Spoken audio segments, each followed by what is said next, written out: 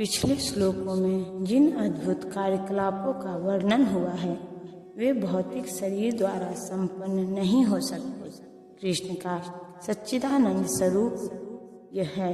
यद्यपि वे सामान्य व्यक्ति नहीं हैं, किंतु मूर्ख लोग उनका उपहास करते हैं और उन्हें मनुष्य मानते हैं। उनका शरीर यहाँ मानुषी कहा गया है, क्योंकि वे कुरुक्षेत्र में युद्ध में एक राजनीतिज्ञ और अर्जुन के मित्र की भांति सामान्य व्यक्ति बनकर कर्म करते हैं।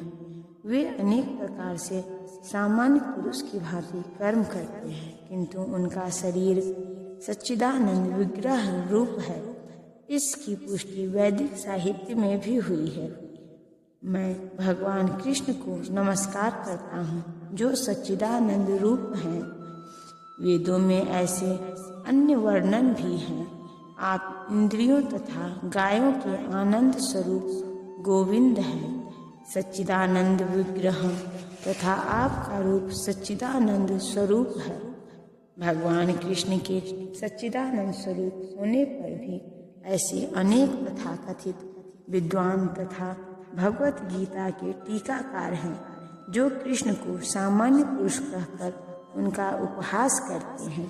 भले ही अपने पूर्व पुण्यों के कारण विद्वान असाधारण व्यक्ति के रूप में पैदा हुआ हो, किंतु श्री कृष्ण के बारे में ऐसी धारणा उसकी अल्पज्ञता के कारण होती है। इसीलिए वह मूढ़ कहलाता है, क्योंकि मूर्ख पुरुष ही कृष्ण को सामान्य पुरुष मानते हैं। ऐसे मूर्ख कृष्ण को सामान्य व्यक्ति इसलिए मानते हैं क्योंकि वे कृष्ण के गुहा कर्मों तथा उनकी विभिन्न शक्तियों से अपरिचित होते हैं। वे यह नहीं जानते कि कृष्ण का शरीर पूर्ण ज्ञान तथा आनंद का प्रतीक है। वे प्रत्येक वस्तु के स्वामी हैं और किसी को भी मुक्ति प्रदान करने वाले हैं। क्योंकि वे कृष्ण के इतने सारे दिव्य गुणों को नहीं जानते, इसीलिए उनका उपहास करते हैं। ये मूढ़ यह भी नहीं जानते कि इस जगत में भगवान का अवतरण उनकी अतरंगा शक्ति का प्राकट्य है। वे भौतिक शक्ति माया के स्वामी हैं। जैसा कि अनेक स्थलों पर कहा जा चुका है, भगवान का दावा है कि यद्यपि भौतिक शक्ति अत्यंत प्रबल है, किंतु वह उनके वश में रहती है, और जो भी उनकी शरण ग्रहण कर लेता है वह इस माया के वश से बाहर निकल आता है। यदि कृष्ण का शरणागत जीव माया के प्रभाव से बाहर निकल सकता है, तो भला परमेश्वर जो संपूर्ण विराट जगत का सृजन, पालन तथा संहार करता है, हम लोगों जैसा शरीर कैसे धारण कर सकता है। अतः कृष्ण विषयक ऐसी धारणा मूर्खतापूर्ण है।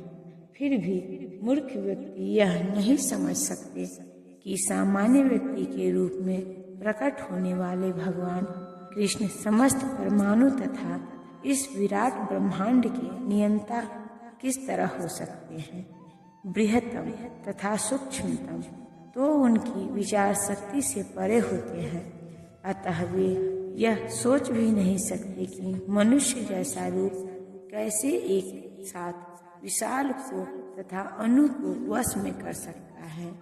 यद्यपि कृष्ण असीम तथा ससीम को नियंत्रित करते हैं, किंतु वे इस जगत से विलग रहते हैं। उनके योगमैश्वरम या अचिंत्य दिव्य शक्ति के विषय में कहा गया है कि वे एक साथ ससीम तथा असीम को वश में रख सकते हैं, तो भी वे उनसे पृथक रहते हैं। यद्यपि मूर्ख लोग यह सोच भी नहीं पाते कि मनुष्य रूप में उत्पन्न होकर कृष्ण किस तरह असीम तथा ससीम को वश में कर सकते हैं, किंतु जो शुद्ध भक्त है वे इसे स्वीकार करते हैं, क्योंकि उन्हें पता है कि कृष्ण भगवान है। अतः वे पूर्णतया उनकी शरण में जाते हैं और कृष्ण भावनामृत में रहकर कृष्ण की भक्ति में अपने को रत रखते हैं। सगुणवादियों तथा निर्गुणवादियों में भगवान के मनुष्य रूप में प्रकट होने को लेकर काफी मतभेद है, किंतु यदि हम भगवत गीता तथा श्रीमद् भागवत जैसे प्रामाणिक ग्रंथों का अनुशीलन कृष्ण तत्व समझने के लिए करें तो हम समझ सकते हैं कि कृष्ण श्री भगवान हैं। यद्यपि वे इस धराधाम में सामान्य व्यक्ति की भांति प्रकट हुए थे, किंतु वे सामान्य व्यक्ति हैं नहीं। श्रीमद् भागवत में जब सौनक आदि मुनियों ने सूत गोस्वामी से कृष्ण के कार्यकलापों के विषय में पूछा तो उन्होंने कहा, भगवान श्री कृष्ण ने बलराम के साथ साथ मनुष्य की भांति क्रीड़ा की और इस तरह प्रच्छन्न रूप में उन्होंने अनेक अतिमानवीय कार्य किए। मनुष्य के रूप में भगवान का प्राकट्य मूर्ख को मोहित बना देता है। कोई भी मनुष्य उन अलौकिक कार्यों को संपन्न नहीं कर सकता जिन्हें उन्होंने इस धरा पर करके दिखा दिया था। जब कृष्ण अपने पिता तथा माता वासुदेव तथा देवकी के समक्ष प्रकट हुए तो वे 4 भुजाओं से युक्त थे, किंतु माता पिता की प्रार्थना पर उन्होंने एक सामान्य शिशु का रूप धारण कर लिया। वे एक सामान्य शिशु, एक सामान्य मानव बन गए। यहाँ पर भी यह इंगित होता है कि सामान्य व्यक्ति के रूप में प्रकट होना उनके दिव्य शरीर का एक गुण है। भगवत गीता के 11वें अध्याय में भी कहा गया है कि अर्जुन ने कृष्ण से अपना चतुर्भुज रूप दिखलाने के लिए प्रार्थना की। इस तरह इस रूप को प्रकट करने के बाद अर्जुन के प्रार्थना करने पर उन्होंने पूर्व मनुष्य रूप धारण कर लिया। भगवान के ये विभिन्न गुण निश्चय ही सामान्य मनुष्य जैसे नहीं हैं।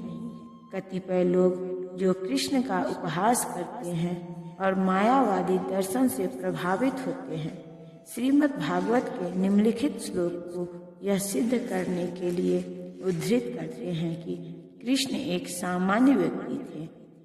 परमेश्वर समस्त जीवों में विद्यमान है। अच्छा हो कि इस श्लोक को हम जीव गोस्वामी तथा विश्वनाथ चक्रवर्ती ठाकुर जैसे वैष्णव आचार्यों से ग्रहण करें, न कि कृष्ण का उपहास करने वाले अनाधिकारी व्यक्तियों की व्याख्याओं से।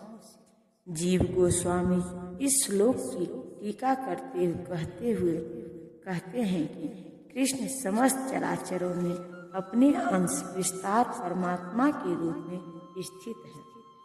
अतः कोई भी नव दीक्षित भक्त जो मंदिर में भगवान की अर्चा मूर्ति पर ही आधारित ध्यान देता है और अन्य जीवों का सम्मान नहीं करता, वह वृथा ही मंदिर में भगवान की पूजा में लगा रहता है। भगवत भक्तों के 3 प्रकार हैं, जिनमें से नव दीक्षित सबसे निम्न श्रेणी के हैं।